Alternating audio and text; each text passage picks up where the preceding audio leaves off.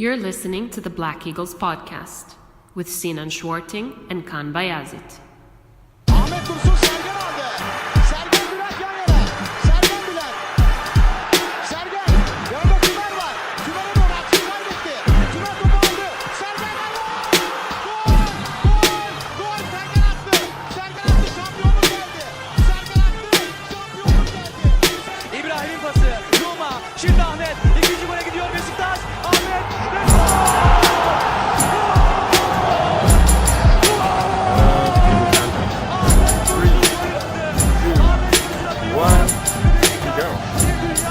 Hello, everyone, and welcome back to the Black Eagles podcast. We're back after a lengthy absence. This is episode 36, and as you can hear, it's Kaan Bayazit introducing the show today.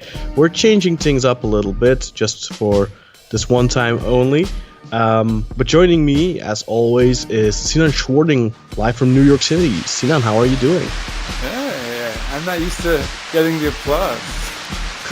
Feeling good. Actually, not feeling good. I'm coming off like the throes of death. You know, I've come back from the brink of death to co-host this one. I was quite sick, but I'm coming back and I'm feeling all right. The dreaded man flu. That's right. It's like a stomach flu. Yeah, I don't even want to go into the details there, but it was actually only the second most disgusting thing I've seen this week. If you want to go talk about that, thanks to Beşiktaş this week. Let's go. Let's get to it, shall we? Run us through it, Kaan. Yeah, let's cut straight into it. So today, Beşiktaş faced Göztepe in Izmir, and the game started at 6 p.m. Central European Time, 7 p.m. local time. I guess that's around 1 for you in the afternoon. It's noon, actually. We had a noon start up today. Right. So it's a decent kickoff time for you, I think. Yeah. For those of us parents, you know, who don't Saturday night party anymore, I guess. You know. We think we should point out that, you know, Göztepe are a formidable side. This is one of the more, if you look ahead of the season and you look at the schedule, like we've been saying for a couple of weeks now, we've had the difficult away games. Konya away, Bursa away, Fenerbahce away, now Göztepe away. None of these games are matches that you go into expect, being certain of a win, like how you might be for a home game where you're like, I'm relatively sure we'll get the 3 points here, but that's definitely not the case with these types of away games. But the game really couldn't have started better for Beşiktaş. They got a penalty. I don't remember exactly what minute it was. It's not marked down here, unfortunately. I'm quickly gonna have to see. It was really early. I think it was the 15th, maybe, or the 12th. It was. Yeah, Oğuzhan missed the penalty in the 19th minute, but there was a VAR decision, so there was a check for a handball, which was clear. Penalty for Beşiktaş. Oğuzhan stepped up in the 19th minute, but of course, Beto, Göztepe's very experienced goalkeeper. He's like 37 years old now, I think, but he's made a career out of stopping penalties. So I even said it. I think he's a penalty killer right before. And Oğuzhan took it, stepped up, took responsibility, and I honestly didn't think he took a terrible shot. It was a decent penalty, but Beto is a specialist and just had a good save in him. But I mean, the height might have been a little. Yeah, it was the perfect height for a goalkeeper. You have to say that, but if the guy placement was pretty good. Yeah, if the guy goes the other way, everyone's talking about how brilliantly he took. Yeah, that. Exactly. How cool he was stepping it hit up. the inside of the net. Yeah, exactly. Yeah, the goalkeeper picked the right corner. You can always go a little bit higher, take more risk in your penalty. Aim for the cross, but then you have the risk of firing it too high or hitting the crossbar or something. So I think honestly it wasn't a terrible penalty. It's just a good save from Beto, who picked the right side. But then it's going to be an uphill battle in these types of games when you basically look a gifted horse in the mouth and you send it back to its owner. 0-0 at halftime, no major problem. And Beşiktaş had a big chance just before halftime with Wagner Love. but he put it wide. He did create it himself, though, I have to say, with a good dribble around the goal, around the defender. But then he could have just simply squared it to Lens to tap it into an open goal, and he decided to go for glory himself. There was a nice, there was a pretty decent long ball from Babel, actually. That may have been his only good touch of the game, honestly. Yeah, possibly.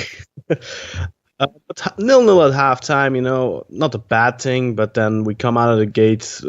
I honestly I missed the goal. I quickly went to the toilet because my son was bothering me. He didn't want to go to the toilet in the dark himself.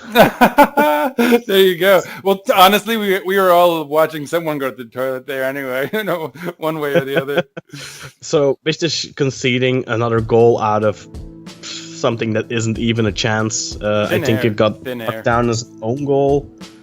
Did it? Was it an own goal? I think Cameron James scored it, actually. Yeah. But the thing that was odd about it was that Jerome got it. Jerome, I always forget his name.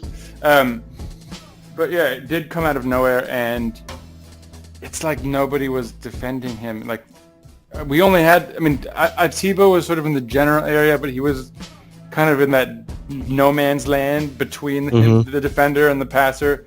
And I think it was Medel that's always kind of be his problem, is like those balls in the air, I guess. And plus he was behind Jerome, who is a pretty big physical guy, and he got up in the air, and it was. Yeah. That wasn't the 51st minute, so that's just 6 minutes after, basically coming out of the dressing room, and 9 minutes later in the 60th minute, it's 2-0, and then that's it. We're not going to come through this. We created one chance in the previous 45 minutes. We're not going to create more plethora more chances, let alone score them. And then, probably the funniest thing. First there was the Oğuzhan Quaresma substitution in the 61st minute, but then in the 71st minute, I think it was, he took off Lens and he put on Mustafa Bekdemek. Yeah. And then you just notice the ship has sailed. I think at that point in the group chat, I asked if that was like the equivalent of him waving the white flag. Like what? Yeah. Yeah.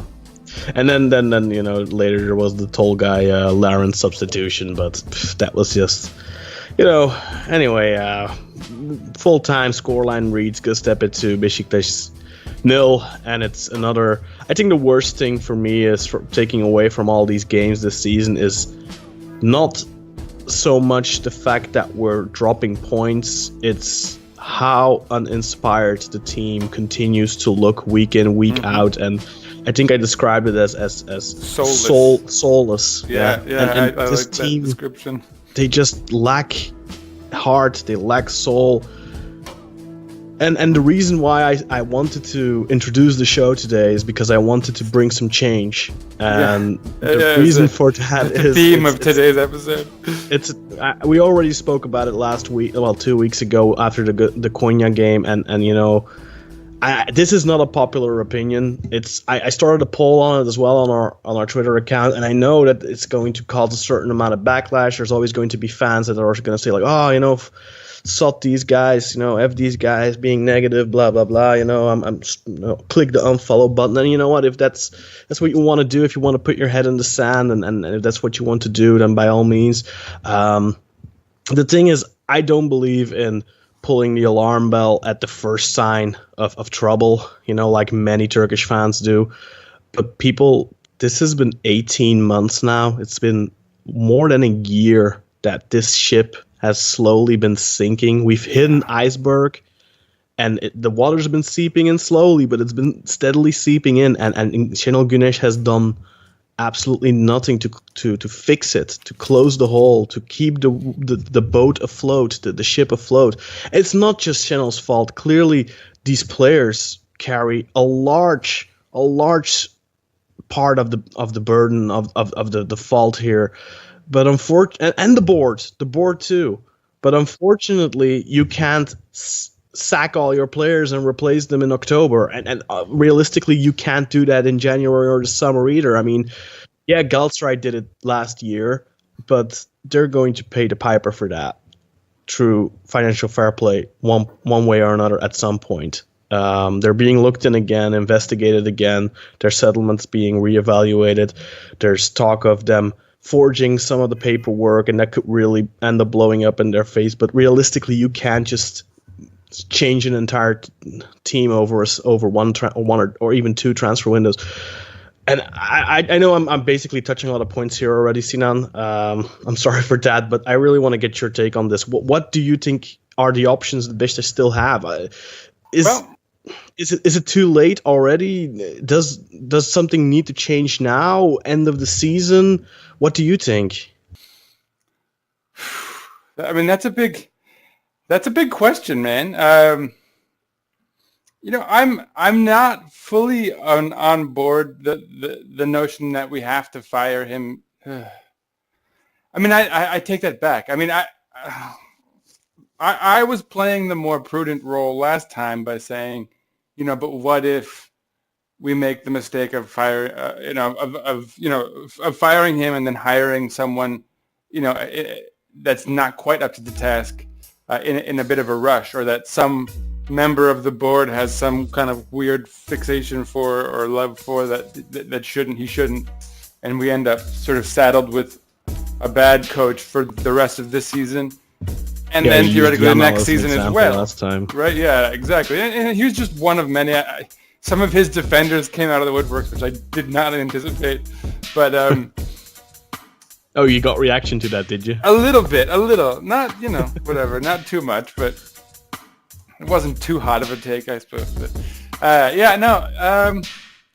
obviously this, to harken back to another thing we said in the previous episode, we talked about the need for us to grab 4 points in these away matches with Konya and Göztepe, and we failed the mark today. We were already off to a bad start with getting only 1 point against Konya. And so, this was as far as a hallmark, a testing, bedrock of sorts to see where we are, that we didn't pass. That's for sure. And I'm not at all, to say that something big doesn't have to change would be farcical. And I think, as you said, like even changing the board, even saying Fikret Orman has to leave at this stage doesn't change much of the output on the field. Doesn't change anything. Right? Like you can't realistically let go of the players you want to let go of and then replace them with the players you need to replace them with in one window, particularly the winter window, right? The January window. So, it's the only real change that makes sense at this stage would be a coaching change. I think you could legitimately say. And you said that this has been an issue for 18 months now. It has. Jerome, the guy who scored their first goal, post-match in an interview, said that they had really executed their game plan, and what they had done all week was train to play really up-tempo, aggressive, pressure the ball. And I hate to sort of be even more negative than you about this, but this is like, that really made me think of like Kiev, like going back multiple years now, where... That's what Beşiktaş always do against us. Right? Like, you can go back years now where we have still not managed to figure out how to deal with pressure. Every single match against Beşiktaş here, it's the same scenario. Mm-hmm. And remember Kiev? I remember because we were going into a really hot streak, and then we just got shut down because they just applied a lot of pressure and brought a little more enthusiasm than we were bringing, and like that seemed to be it's like they'd figured us out, and I'd worried other teams would implement it, and sure enough, like that kind of it sort of feels like they've figured the league, and maybe even the football world in general, because if you just do a little bit of research into how we play, you can probably figure it out, because it's the same every week tactically, right? I think the footballing world has figured out what Şenol Güneş is going to try to do. He's slow, I don't want to disrespect Şenol Güneş by saying he's a one-trick pony, but because he's not, because clearly if we look at his career and the football he's played at other clubs, he's been playing different sort of football, and he has to adapt to what he has at his disposal. So throughout his career, he's kind of been known as a very offensive coach. I think he's becoming more and more a pragmatist with Beşiktaş. Yeah. Maybe that's due to the initial success that he had, the 2 consecutive titles, which I think we should forever be grateful to him for. It came at a perfect time. That first title wasn't easy. That second title, I think, easier because the competition was less stiff and we had a better team. But then last season we had the best team, and he just was unable to tap that. And you know what? I was holding off the boat for a long time. There's friends of mine that have been saying, one in particular has been saying that Beşiktaş have to sack Şenol Güneş. And I said, no, next season. And this was last year. I said, everything will be all right. He'll sort it out next season.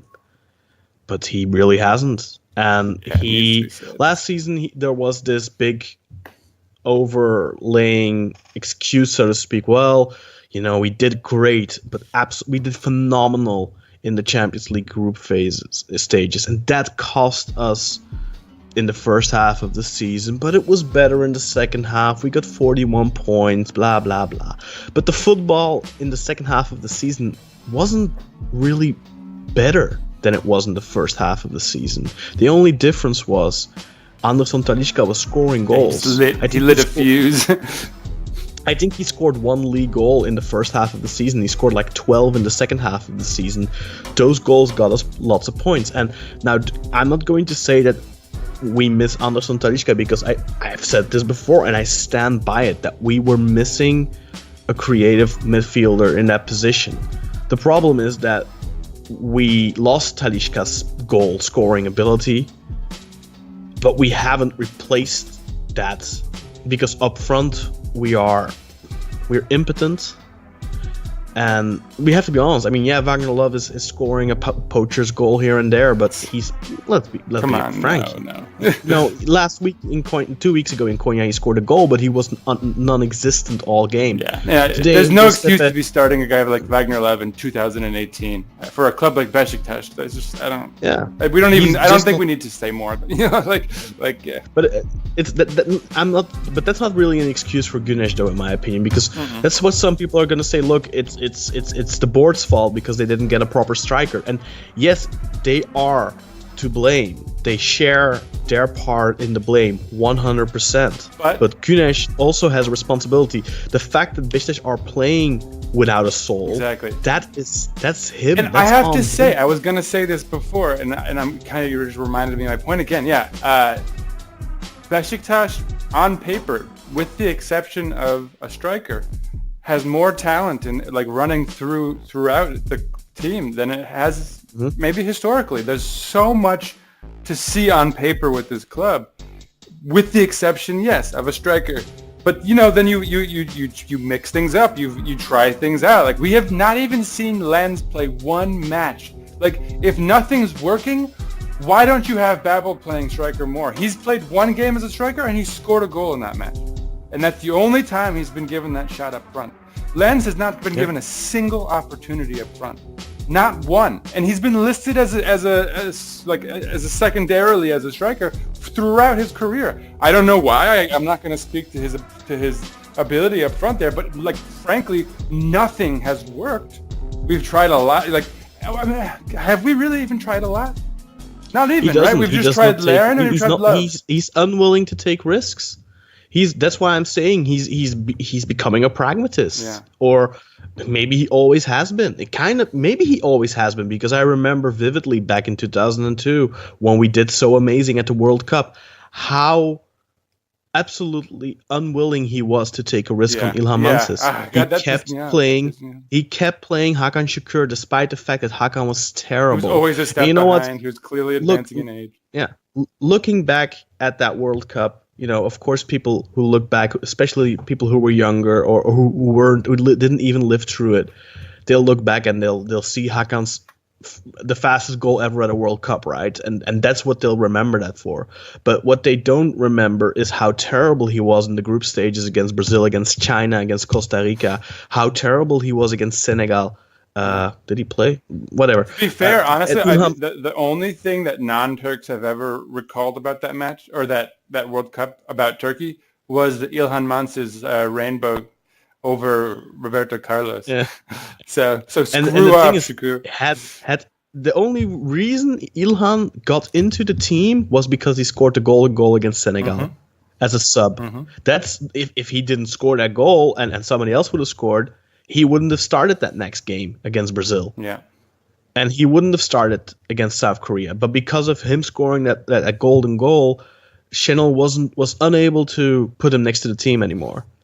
But then he started playing with two strikers, and also the injury to Hassan Sash at the time, who had a great start to the World Cup, that played into it. That we switched to a two striker formation.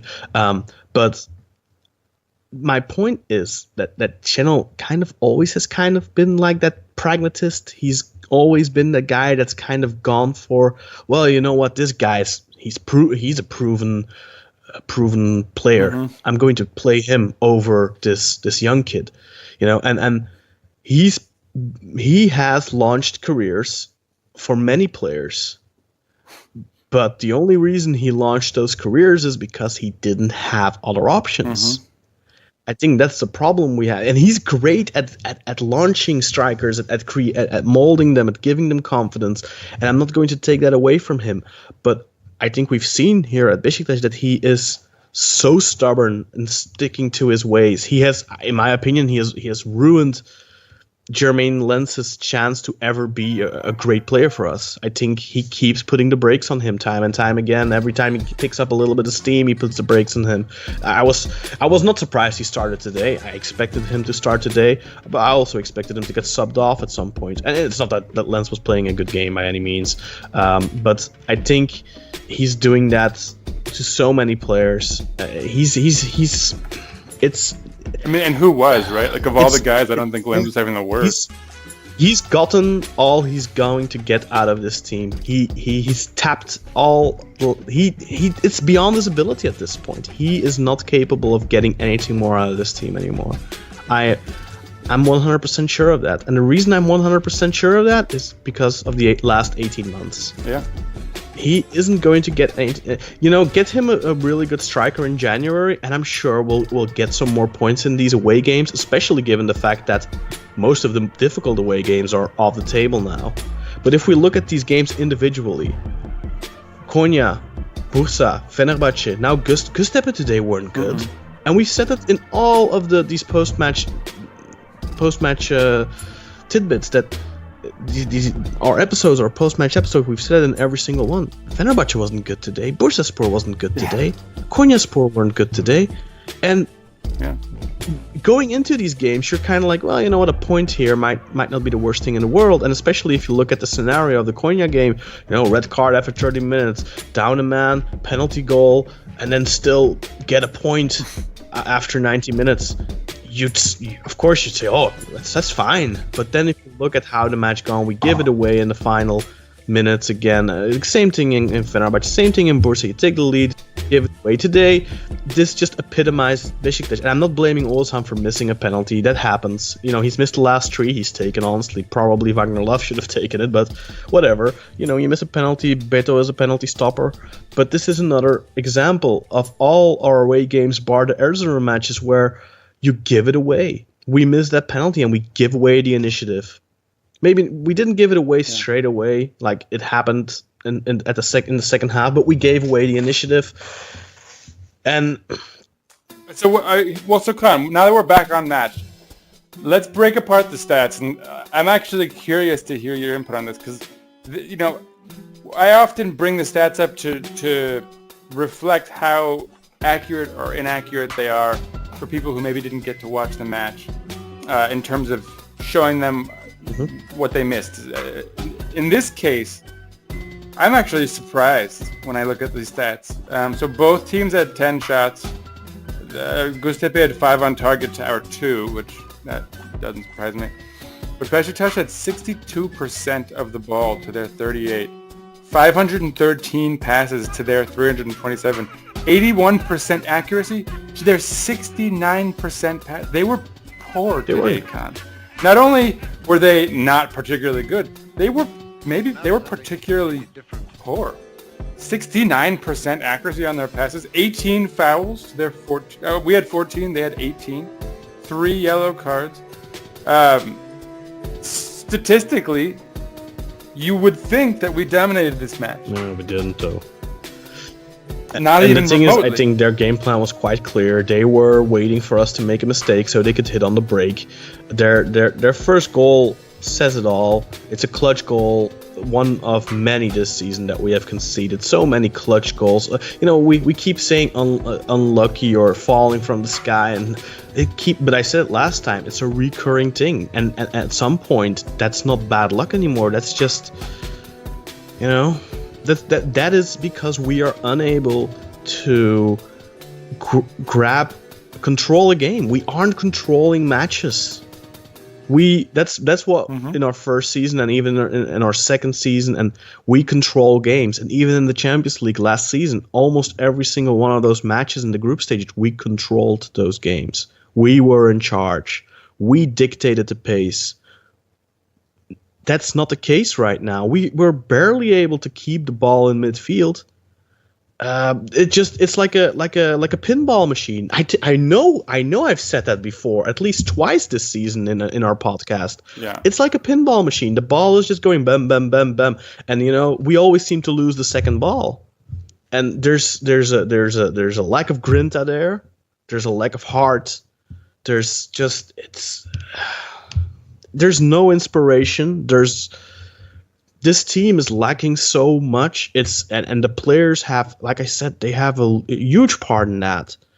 But at some point, it's also up to the coaches there to steer the ship and to get the train the train on track. And I think a lot of our fans mix things up, right? If things are not working at all, mix them up. Do something drastic. And he doesn't. He's not doing that. The only thing that he's done is, he puts in a different goalkeeper because the other goalkeeper gets injured. He puts, he's.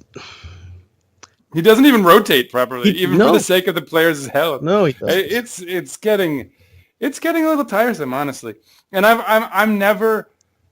I'm literally never on the side of upheaval, and I think the sort of Turkish, we've called it the Turkish coaching carousel. Yeah. I'm never a proponent of it. I never like, throwing things into disarray, but like we've reached the sort of bottom point where it's like, I don't know if a new coach could do significantly worse than someone, if you look at our most recent results. Lost to Liz. So our last 5, no, in fact, let's throw Göztepe. Our last 6 away matches, we drew Partizan, drew Bursa, drew Fener, lost to Malmo, drew Konya, and now we've lost to Göztepe 3-0. Yeah. Now, and if the crowd gives you the benefit, gives you that push at home, who's going to give you that push on the road? It's got to be the coach, right? It's got to be your coaching staff who's instilling confidence in you, instilling fear, whatever the mechanism that they're operating with. And there are various ways you can coach. That's not what I'm talking about. What I am going to say is that whatever Şenol Güneş is using at his disposal, it's not working at the moment. He's not inspiring them. They look, as you said, soulless. And I think that's really the only description. You have to look at those games too. Apart from Linz, I didn't think Linz was that good, but I think they were, from all those teams that we faced away from home, I think they were the best team. They played the most gutsy football, and they brought it to us the most. But all the other, like Malmo 2-0 away, Malmo were shit. Yeah. And Partizan weren't very good. I mean, just look at the stats today. They're getting more. It's becoming more and more obvious that our opponents are not playing well at all.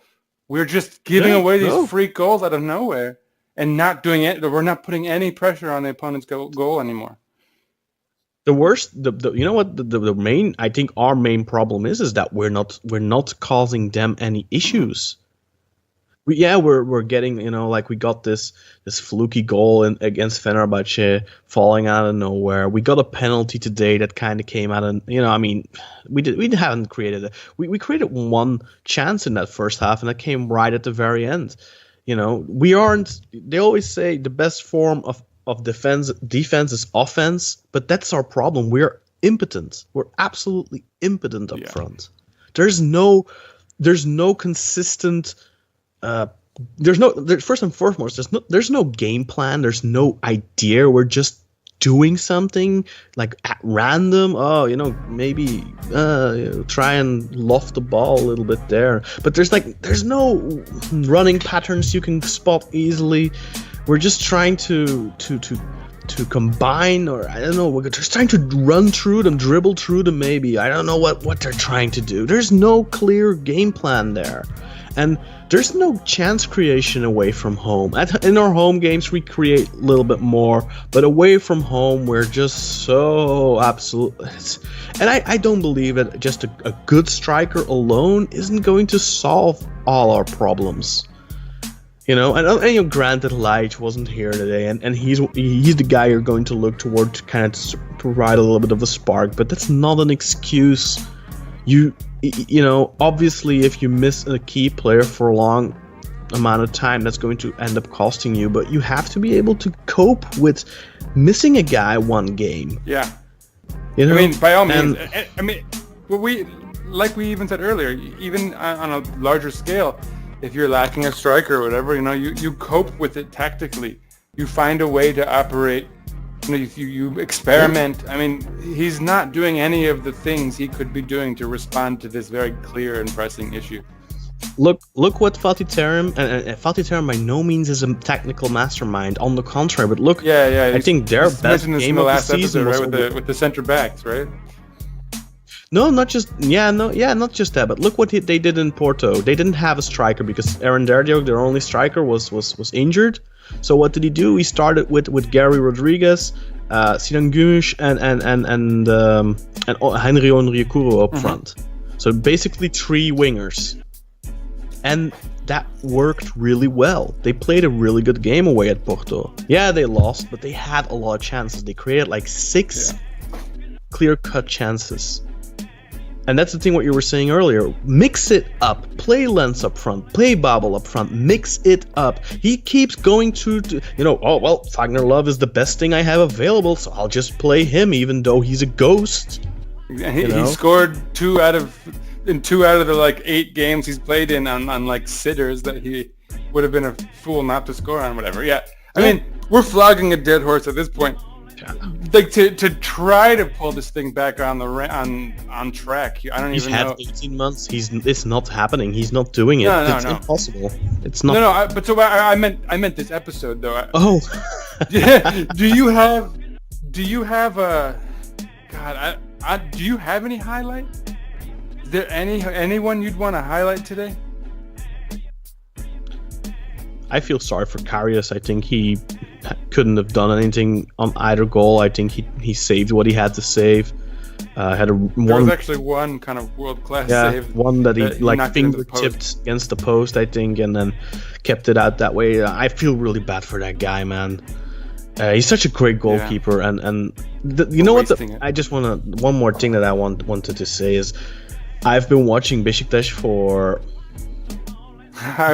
going on 20 years, 2 decades. So that's probably that's longer than some of our listeners have been alive.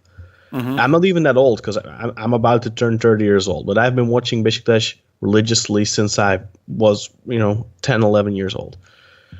Now I've seen a lot of bad teams. I've seen a lot of shit players. Veysel, Nobre, Baki, Fevzi. I've seen terrible players at Beşiktaş wearing the Beşiktaş shirt, that players that should never have worn the Beşiktaş shirt. But I can tell you one thing: a guy like Baki, and I have a certain feeling about him right now, given his involvement in the Ferdi deal and all that stuff. But at least he gave everything all the time. He showed heart. When you put on Nobre he was a black hole, but he gave everything, showed heart. He's 38 years old right now. He's still lighting shit up in the second division for Gençlerbirliği. He's still he loves playing football. I've seen a lot of bad players. I've seen bad Beşiktaş teams that really weren't fun to watch football quality wise. Like the Fede year. No, the Fede year wasn't even that bad, honestly. But that's the most recent example. The thing with that year is that we were defensively we were terrible, but that team had heart and soul, and we played fun football, even though we conceded like 55 goals that season or something stupid like that. Yeah. But we had heart, and that's the thing. This team has so much more quality than all of those different generations of Beşiktaş teams over the last 2 decades. They have so much more quality, despite the fact that there's not a proper striker right now.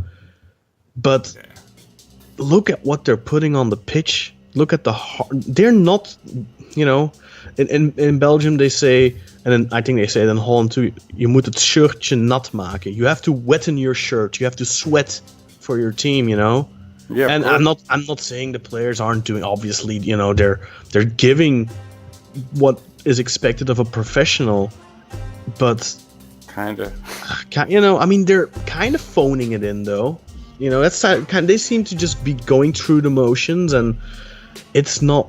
The heart isn't there. The belief isn't there. I'm starting to slowly think that these players maybe want a change themselves. Maybe they're tired of Şenol.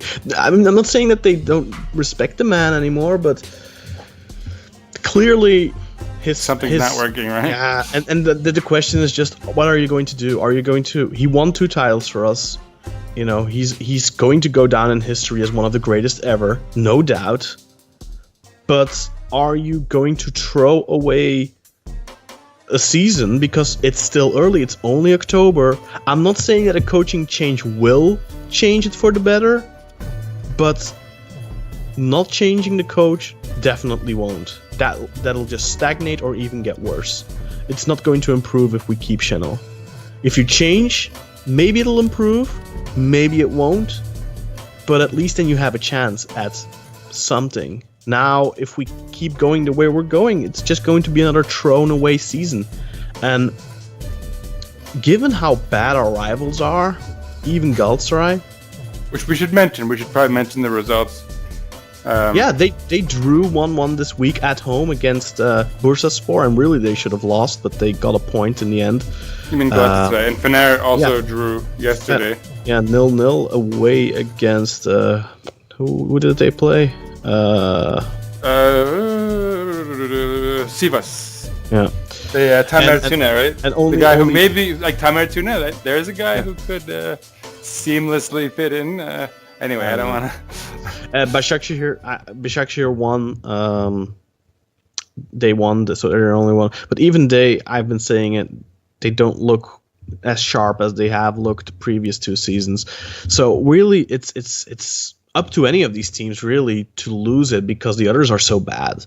So the point where we're at now, right now, we haven't lost anything yet. Technically, we can still win the title. I don't think that's going to happen, but if you change things up now and then you bring in a good striker in January, because honestly, I don't think that if you keep Şenol and you bring in a good striker in January, I don't think that it's not going to change. He's had 18 months to get the train back on track. It hasn't happened. He's had his time. He's had plenty of time. We've shown him all the respect and patience. 18 months is a long time, guys. We have by far the best team on paper. He should have done more with that last season. He didn't. Fair enough. You have earned credit and you have earned the chance after those back-to-back titles to get the opportunity to straighten things out. He's had that opportunity now and he's flunking. He hasn't straightened anything out. Things have only gotten worse. And there are, he's not the only one to blame. For sure, there are circumstances beyond his control. But the fact that this team is showing no soul, no heart, that is of course on the players, but also on him, because the buck stops at him. He's the coach. He's responsible in the end.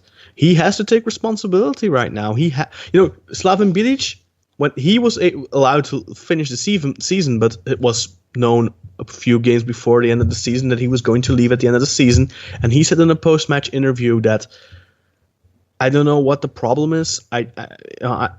Why we are basically, it came down to why we're choking, but it's my fault because I'm the one responsible for it, and I'm the one who's supposed to fix it, and I'm not able to do so. So it's my fault. He said that in the post-match interview. I remember it very vividly because coaches rarely take that type of responsibility, and I respect Slaven Bilic for that. Mm-hmm. I think it's time for Sinal Gunesh to take that responsibility and just say, look, guys, we've had... I can't do it. Yeah, it's not whatever I've got. It's not. But he's not going to do that because his ego is too big. Which, in part, obviously, he's earned his ego.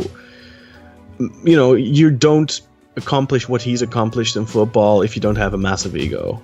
But I highly doubt that he's going to leave the honors to himself, so to speak.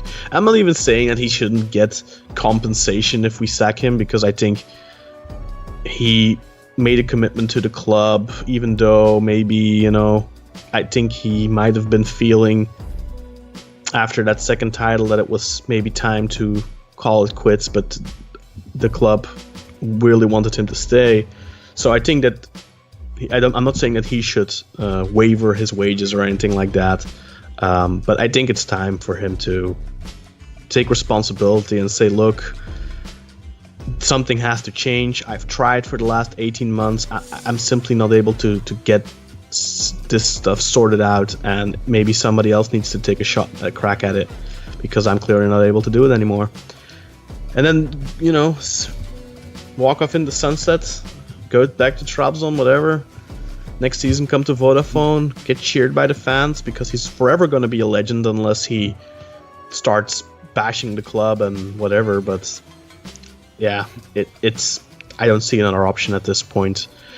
If we don't do something right now, and the only option we have is sacking the coach, because there's nothing else you really can do. If we don't do anything, I think that this is going to be a throwaway season. And unlike last season, we won't have an amazing European campaign to look back up at and say, well, at least we had that, because our European campaign isn't going anywhere. Just watching these performances week in, week out, I'm even starting to hesitate whether we're going to get out of this Europa League group that we're in. I don't even think we'll be able to match the come to Beşiktaş, online presence. That clearly we stumbled upon that based on the performance of our Twitter, the club's Twitter ability this year. I don't think they're gonna heighten our platform anymore like they did either. So I think we're losing on all fronts. It's not pretty. Unfortunately, that seems to be the case. I don't really know if there's anything left to be said. We have, of course, our first home game in a month, I think, or something, coming up on Thursday. We play Genk at home. Yeah. I mean, at this point, I'm just hoping for the best in terms of permanent damage. I hope we don't have one of those results that our rivals get to make fun of us about for years to come. Especially at home, right? Yeah, the players they owe the fans something, but against a very good Genk team, don't let that result surprise you against Sarpsborg in the Europa League on the last match day, because they came back in the league and absolutely trumped Ghent 1-5 at the Galamco Arena, which believe you me, that's not an easy job to do. Yeah, it's we haven't had a win like that, and it feels like an era. A 1-5 away win against a rival. A rival. Can't remember it. I can remember. But let's not, because it'll make us remember where we are. We had a 5-0 in 2001 against Trabzon. And I think we had another 5-0 in 2003, 2004 against Trabzon. But I think that might have been at home. I'm not 100% sure. But and I can remember some nice 3-1. But yeah, let's not even think about the positives, because it's just gonna remind us of the negatives. I mean, is there anything else to say, really? Certainly, yeah, Genk is going to be an effort to save face for the most part, I hope. I hope these guys take very seriously how bad things look from the outside come Thursday. Right? Yeah, indeed. Send us out, God. This is becoming gross. It is really. So yeah, people. I hope that we didn't completely depress you, which I'm sure we might have. But yeah, we just have to. We're all wallowing in it together. Yeah, we have to face reality. I think, man. That's just the way it is, unfortunately, and hopefully we can straighten things out. But yeah. Anyway. For the record, we're 4 points out of first, but I think we've dropped into like 6th place now. Yeah. We have all the information where you can follow us on Twitter, on social media. It's all in the description below, in the Twitter note. In the podcast notes. You can find us on there. Please give us a follow on Twitter. Vote on our poll. We have a poll up on the Beşiktaş International Twitter account, whether it's time for a change. We really want to hear your opinions. Is it time for a change? Does Beşiktaş need to change things up? Is it time for Şenol Güneş to step down, or not?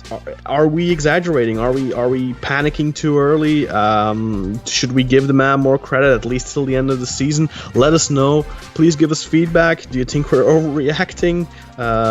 Yeah, that's really it for me. I don't really know what else to say. So Sinan, please take us out. Believe it or not, we're gonna go with the usual routine here and say go Beşiktaş, because Şenol Güneş or no, good striker or no, this is always the club we're gonna be behind, and we'll turn things around soon. Someone will turn things around. We always have to believe in it. By the way, this just in Loc TV. It looks like he may have been fired by Real Madrid. Oh yeah, maybe we should address that, because Guti is being mentioned as one of his potential successors. Exactly. So we better fire Şenol fast and bring in Guti. It's a race to fire our coach. Yeah. I'll keep it in. We'll run with that as the news there. I'd just like to end on this note that Şenol, we will always love and respect him, but nothing lasts forever. Clearly. Yeah. Beşiktaş International hopes you enjoyed this program.